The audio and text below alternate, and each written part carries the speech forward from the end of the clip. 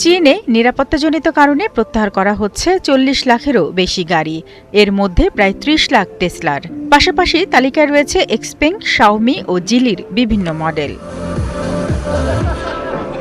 প্রত্যাহারের কারণ হিসেবে বলা হয়েছে, গাড়ির বডির সঙ্গে মিশে থাকা গোপন দরজার হাতল দুর্ঘটনার পর খুঁজে পেতে বা ব্যবহার করতে সমস্যা হতে পারে। বিশেষ করে লো ভোল্টেজ বৈদ্যুতিক ব্যবস্থা অচল হলে দরজা খোলা কঠিন হয়ে পড়ার আশঙ্কা রয়েছে।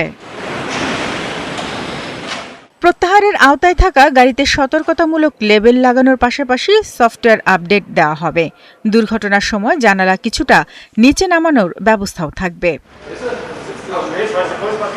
চীনা কর্তৃপক্ষ ২০২৭ সালের ১ জানুয়ারি থেকে নতুন নিয়ম চালুর সিদ্ধান্ত নিয়েছে। এরপর দেশটিতে বিক্রি হওয়া গাড়ির দরজার ভেতরে ও বাইরে যান্ত্রিকভাবে খোলার ব্যবস্থা বাধ্যতামূলক হবে। এদিকে যুক্তরাষ্ট্র টেসলার গোপন দরজার হাতল নিয়ে তদন্ত চলছে।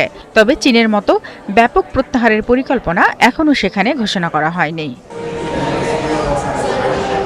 স্মার্ট নকশার পাশাপাশি দুর্ঘটনার সময় দ্রুত দরজা খোলার নিশ্চয়তা কতটা জরুরি চীনের এই পদক্ষেপে, সেই প্রশ্নই নতুন করে সামনে এসেছে।